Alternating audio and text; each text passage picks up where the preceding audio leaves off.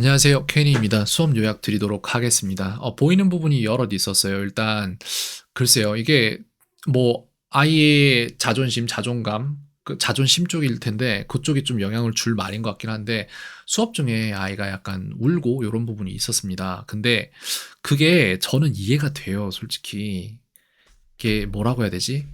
키워드는 학습된 무력감 이런 거거든요. 근데 여기로 완전히 간 건 아니고 그쪽으로 가고 있는 상황 정도였던 것 같아요. 그래서 그렇게 가고 있던 관성을 제가 부여잡고 다시 자신감을 얻을 수 있는 구간으로 끌고 가는 작업을 하기 위해서 오늘 수업에서는 영어를 별로 사용할 수는 없었어요.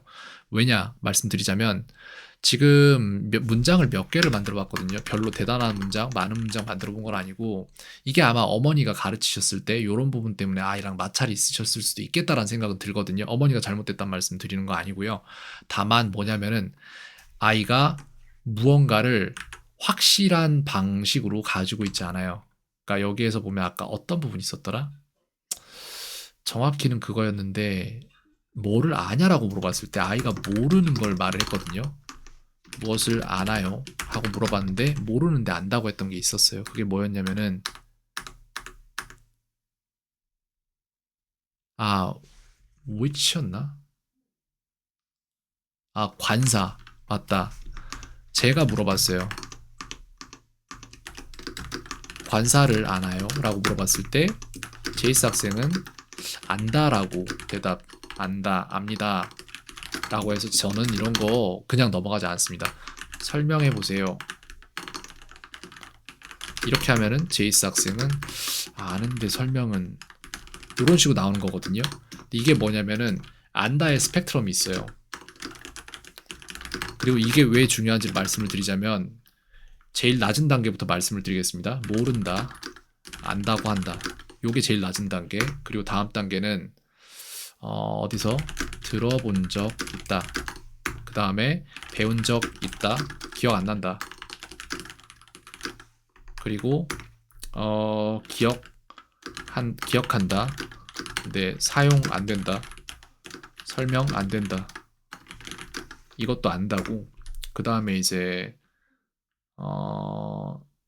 사용 가능하고 설명 가능하다. 요 정도의 안다가 있는데 이게 스펙트럼이 되게 다양한데 사람들이 안다라는 단어를 너무 아무렇지 않게 쓰기 때문에 누군가의 안다는 굉장히 본인에게 관대하고 누군가의 안다는 굉장히 엄격해요. 그래서 높게 지식적으로 성취한 사람들을 보면은 안다의 기준이 뒤쪽으로 치우쳐져 있어요. 이 위쪽 레벨로.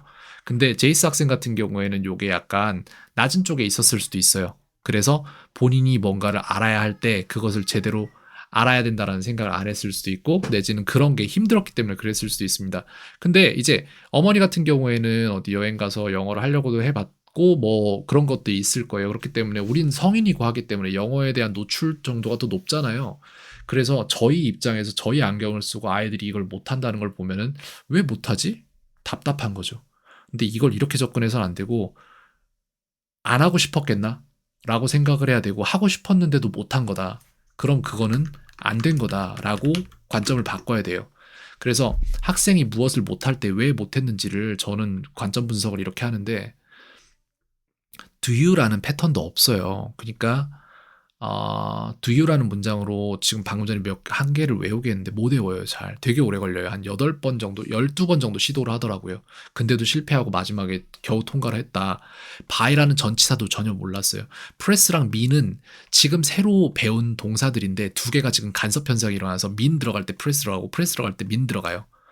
I didn't의 패턴도 없어요.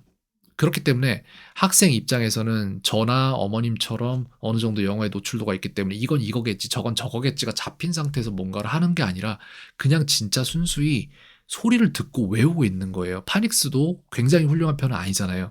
힘들 수밖에 없어요. 근데 그렇다고 그러면은 그거 힘든 거 안 된다고 안 하냐? 그럼 절대 그래서는 안 돼요. 일단은 최소한의 것부터 뚫어내야 됩니다. 그래서 오늘 지금 학생이 가져간 문장들 있죠. 않게 들어간.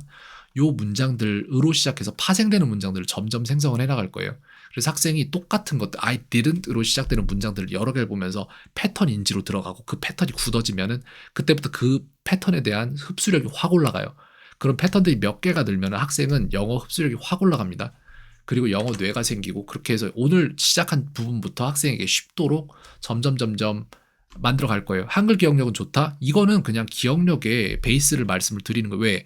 한글은 저희가 계속해서 사용하는 스킬이고 그 스킬에 대한 기억력이 안 좋은 아이들이 허다한데 지금 제이스 학생은 좋단 말이에요. 그렇다는 얘기는 영어에 대한 흡수력과 이해력이 올라가면은 이 기억력 또한 똑같이 유지가 된다는 소리예요. 그러니까 이게 영어가 지금 안 된 거예요. 패턴 인지가 잘.